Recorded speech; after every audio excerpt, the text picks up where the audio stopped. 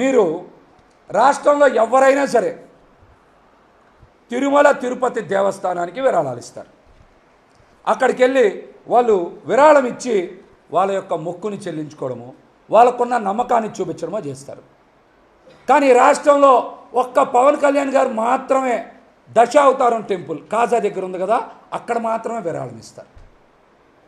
ఆయన మాత్రం తిరుమల వెళ్ళి దర్శనం చేసుకుంటారు, తిరుపతిలో బహిరంగ సభలు పెడతారు, సెంటిమెంట్ అని చెప్తారు. కానీ తిరుమల తిరుపతి దేవస్థానానికి మాత్రం ₹1 కూడా విరాళం ఇవ్వరు. కానీ ఆయనకి కాజా సమీపంలో ఉండేటువంటి దశావతారం టెంపుల్ అంటేనే బాగా ప్రేమ, బాగా నమ్మకం. అక్కడ మాత్రమే విరాళం ఎందుకు ఇస్తారో సమాధానం చెప్పాలి. అక్కడ మాత్రమే విరాళం ఎందుకు ఇస్తారో సమాధానం చెప్పాలి. అసలు ఈ విషయం మాకే అర్థం కావట్లా. చాలామంది మీరు కూడా వెళ్తారు కదా, మురళి గారు వెళ్తారుగా, తిరుమల వెళ్తారు, హుండీలో 1000, 2000, 5000 వేస్తారు, మొక్కు చెల్లిస్తారు. కానీ మా పవన్ కళ్యాణ్ గారు తిరుమలలో చెల్లించారు మొక్కులు. అన్నీ ఎక్కడ చెల్లిస్తారు? దశావతారం టెంపుల్ కాజాలో చెల్లిస్తారు మొక్కులన్నీ. దానికి కారణం ఏంటో కూడా పవన్ కళ్యాణ్ గారు సమాధానం చెప్పాలి. దానికి కారణం ఏంటో కూడా పవన్ కళ్యాణ్ గారు సమాధానం చెప్పాలి. ఈ రోజుకి మరి పార్టీలో కొంతమంది పెద్దలు నాగబాబు గారు, రుక్మిణి గారు, ఇలాంటి చాలామంది మిడ్ వ్యాలీ అపార్ట్మెంట్ మంగళగిరి దగ్గర ఎక్కడ ఉంటుంది, అపార్ట్మెంట్లో ఎవరెస్ట్ బ్లాక్లో ఉంటారు. వాటికి కూడా అద్దె కట్టేది పార్టీ ఖాతా నుంచి కాదు. వాటికి కూడా ఈ రోజుకి అద్దెలు చెల్లించేది, చాలామంది సెక్యూరిటీకి జీతాలు ఇచ్చేది ఎవరు? అపార్ట్మెంట్లకేమో అద్దె కట్టేది టీ టైం ఉదయ్ శ్రీనివాస్ గారు. మరి సెక్యూరిటీకి జీతాలు చెల్లించేది గ్రీన్కో కంపెనీ నుంచి చలమల శెట్టి నరసింహారావు గారు. మరి జీతాలు ఒకళ్ళు ఇస్తారు, అద్దెలు ఒకళ్ళు కడతారు. మరి మీకు సంపాదించిన డబ్బులో, మీకు విరాళాల ద్వారా వచ్చిన డబ్బులో ఏమవుతున్నాయి? మీరు సమాధానం చెప్పండి. ఎంతసేపు నా సంపాదన మొత్తంతో పార్టీ నడుపుతున్నా, నా డబ్బులే అంటే మరి జన సైనికులు ఇచ్చిన డబ్బులు, పార్టీ మద్దతుదారులు ఇచ్చిన డబ్బులు, ఎలక్ట్రల్ బాండ్స్ ద్వారా వచ్చిన డబ్బులు, కౌలు రైతుల ద్వారా ఇచ్చిన డబ్బులు, మన చిరంజీవి గారు ఇచ్చిన డబ్బులు, ఇవన్నీ ఏమవుతున్నాయి? ఎవరికి ఖర్చు పెడుతున్నారు? ఏం ఆస్తులు కొంటున్నారు మీరు? దీనికి సమాధానం చెప్పాలి. ఇంకో ముఖ్యమైన విషయం, హరిహర వీరమలు సినిమా 4 సంవత్సరాల పైనుంచి తీస్తున్నారు. ఇప్పటికే 3-4 సంవత్సరాలు అయింది కదా ఆ సినిమా తీస్తున్నారు. అక్కడ ప్రొడ్యూసర్ తీవ్రమైనటువంటి ఆర్థిక ఇబ్బందుల్లో ఉన్నారని ఏం రత్నం గారి గురించి కూడా చాలామంది మాట్లాడుతున్నారు. ఆ విషయం ఫిల్మ్ ఇండస్ట్రీలో ఎవరిని అడిగినా చెప్తారు. కానీ ఆ సినిమాకి అసలు ప్రొడ్యూసర్ ఎవరు?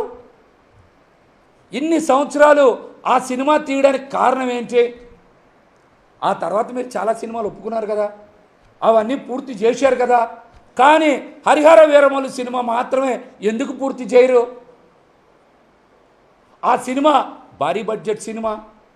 మీకు వచ్చిన డబ్బులు, మీకు ప్యాకేజీ ద్వారా వచ్చిన డబ్బుల్ని బ్లాక్ని వైట్ చేయడానికి హరిహర వీరమల్లు సినిమా రూటింగ్ అవుతుందనే అనుమానం చాలామందికి కలుగుతుంది. మీ బ్లాక్ మనీ వైట్ మనీ చేసుకోవడానికి అక్కడే రూటింగ్ అవుతుందనే అనుమానం చాలామందికి కలుగుతుంది. అందుకే ఆ సినిమా పూర్తే అవ్వట్లా. దీనికి కూడా మీరు సమాధానం చెప్పాలి. ఇంకా చాలా ముఖ్యమైన విషయం, మీ మీద పవన్ కళ్యాణ్ గారి మీద దిల్ రాజు గారు ఇన్కమ్ ట్యాక్స్ డిపార్ట్మెంట్లో కంప్లైంట్ ఇచ్చారా, ఇవ్వలేదా? అసలు మీ మధ్య విభేదాలు ఎందుకు వచ్చినాయి? మీరు మొత్తం డబ్బులు మీరే ఇన్కమ్ ట్యాక్స్ కట్టి మొత్తం డబ్బులు వైట్లోనే ఇవ్వాలి అని మీరు దిల్ రాజు గారిని ఇబ్బంది పెడితేనే మీ మీద ఇన్కమ్ ట్యాక్స్ డిపార్ట్మెంట్లో లిఖితపూర్వమైనటువంటి ఫిర్యాదు ఇచ్చారని చెప్తున్నారు. ఇది నిజమా కాదా? అందుకనే ఒక ఆడియో ఫంక్షన్లో పవన్ కళ్యాణ్ గారు చూశారుగా, పెద్ద బొట్టు పెట్టుకొని, అది న్యూ ఇండియానే ఏదో సినిమా ఏదో ఆ సినిమాలో ఒక అభిమానం వస్తే ముట్టుకోగానే చీ పో పో అని బాగా తిట్టాడు ఆయన ఆ రోజున అని. దిల్ రాజు గారు కొద్దిగా అర్థం చేసుకోండి సార్, కొద్దిగా చెప్పండి సార్, కొద్దిగా చెప్పండి సార్ అన్నాడు. ఆ రోజు మాకు అర్థం కాల. మీ మీద దిల్ రాజు గారు ఇన్కమ్ ట్యాక్స్ డిపార్ట్మెంట్లో ఫిర్యాదు ఇచ్చారన్న విషయం మాకు కూడా ఇంటెలిజెన్స్ చెప్తుంది సార్. ఇలాంటివన్నీ మీకే కాదు ఇంటెలిజెన్స్ చెప్పేది, మాకు కూడా ఇంటెలిజెన్స్లో చెప్తారు కొంతమంది ఇలాంటి విషయాలు. మీరు చెప్తారు కదా మాటకి ఇంటెలిజెన్స్ చెప్పిందని, ఇలాంటి విషయాలు మాకు ఇంటెలిజెన్స్ వాళ్ళే చెప్తారన్న విషయం మీరు కూడా తెలుసుకోవాలి. అసలు 2014 నుంచి 2024 వరకు మీరు చేసిన సినిమాలు ఎన్ని, సూపర్ హిట్ అయిన సినిమాలు ఎన్ని, డిజాస్టర్ అయిన సినిమాలు ఎన్ని, మీ సంపాదన ఎంత, మీ మెయింటెనెన్స్ ఎంత, పార్టీకి ఇచ్చింది ఎంత, మీరు కొన్న ఆస్తులు ఎంత, మీ పేరు మీద బినామీల పేరు మీద, మీ పేరు మీద బినామీల పేరు మీద కొన్న ఆస్తులు ఎంత, దీనికి కూడా మీరు సమాధానం చెప్పాలని మేమైతే డిమాండ్ చేస్తూ ఉన్నాం. చాలా ముఖ్యమైనటువంటి విషయం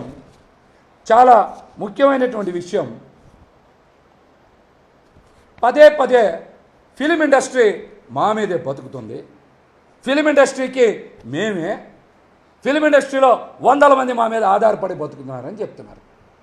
అసలు మీ మీద ఆధారపడి బతికింది ఎవరిని అభివృద్ధిలోకి తీసుకొచ్చారు, ఎంతమందిని ప్రొడ్యూసర్స్గా చేశారు, ఎంతమందిని ప్రొడక్షన్ మేనేజర్స్గా చేశారు, ఎంతమందిని ఇప్పటి వరకు డైరెక్టర్లుగా చేశారో చెప్పండి. ఏమంటే బ్రాండ్ అంటారు. మీకున్న బ్రాండ్ మోసం చేయడం, మాటలు చెప్పడం మోసం చేయడం. పవన్ కళ్యాణ్ గారికి ఉన్న బ్రాండ్ మాటలు చెప్పడం మోసం చేయడం. ఏ రోజైనా సరే మీ కుటుంబంలో ఒక వ్యక్తి అయినటువంటి బన్నీ గారి గురించి, అంటే అల్లు అర్జున్ గారి గురించి ఎప్పుడైనా సరే 4 మాటలు పొగిడారు ఎప్పుడైనా? ఏమంటే ప్రభాస్ గారి గురించి చెప్తారు, జూనియర్ ఎన్టీఆర్ గారి గురించి చెప్తారు, మహేష్ బాబు గారి గురించి చెప్తారు, చరణ్ గారి గురించి చెప్తారు. మరి మీ ఇంట్లో ఉండేటువంటి అల్లు అర్జున్ గారి గురించి ఎప్పుడైనా సరే 4 మాటలు చెప్పారా పవన్ కళ్యాణ్ గారు? ఏమంటే బ్రాండ్ అంటారు, ఇండస్ట్రీస్కి మేమే అంటారు కదా. మరి ఎప్పుడైనా అల్లు అర్జున్ గారి గురించి 4 మంచి మాటలు చెప్పారా? అల్లు అర్జున్ గారు ఒక బ్రాండ్, తెలుసుగా బ్రాండ్ పేరు AA ఉంటుంది, AA అల్లు అర్జున్ బ్రాండ్. అల్లు అర్జున్ ఒక బ్రాండ్ తెలుసుగా. ఆయన మీకు ఒక విషయం చెప్తున్నాను. ఆయన చాలామందికి, అంటే ప్రొడ్యూసర్లకి, ఆయన దగ్గర గొడుగు పట్టుకున్నటువంటి వ్యక్తులకి చాలామందిని ప్రొడ్యూసర్లుగా చేశారు, డైరెక్టర్లుగా చేశారు. అట్లాగనే డైరెక్టర్లుగా చేశారు. అదేవిధంగా మీరు చూస్తే చాలామందికి సొంత ఇళ్ళు కూడా కొనిచ్చారు. బంధువులకి అదేవిధంగా స్నేహితులకి, తనని నమ్ముకున్న వాళ్ళకు కూడా ఆయన ఏం చేశారు? సొంత ఇల్లు కూడా కొనిచ్చారు. అల్లు అర్జున్ ఒక బ్రాండ్. ఆయన క్యారీవాన్ మీద చూశారుగా AA అని ఉంటుంది. ఆయన షర్ట్ల మీద కూడా ఒక రాసి ఉంటుంది, AA అని రాసి ఉంటుంది. అల్లు అర్జున్ గారు ఒక బ్రాండ్. మరి ఆయన బ్రాండ్ ఏంటో తెలుసా? ఒక చినిగిపోయిన చొక్కా వేసుకొని, ఒక చిరిగిపోయిన లుంగి కట్టుకొని, ఒక ఇరిగిపోయిన పుల్ల పట్టుకొని ఇంటి ముందు ముగ్గులు వేస్తారు కదా, అట్లాంటి ముగ్గులు రంగులు 4 ముఖానికి రాసుకుంటే, ఒక చిరిగిపోయిన లుంగి, ఒక ఇరిగిపోయిన పుల్ల, ముఖానికి 4 రంగులు రాసుకుంటే 1000 కోట్లు వసూలు చేసినవే ఆయన బ్రాండ్ పుష్ప. ఏంటి? పుష్ప. దేశవ్యాప్తంగా కదిలిచ్చింది ఆ సినిమా. అది బ్రాండ్ అంటే. అది ఫిలిం ఇండస్ట్రీని బతికించడం అంటే, అదే ఫిలిం ఇండస్ట్రీని బతికించడం అంటే. మీరు ఎక్కడన్నా అట్లాంటివి చేశారా?